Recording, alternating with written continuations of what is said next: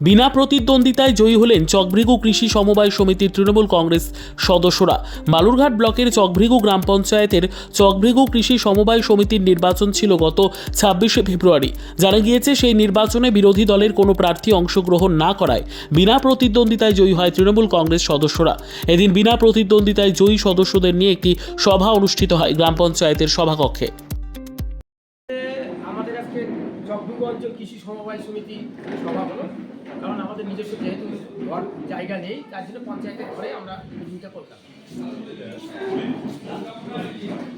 কি হলো নির্বাচনে? আমাদের এখানে নির্বাচন ছিল 26শে জানুয়ারি।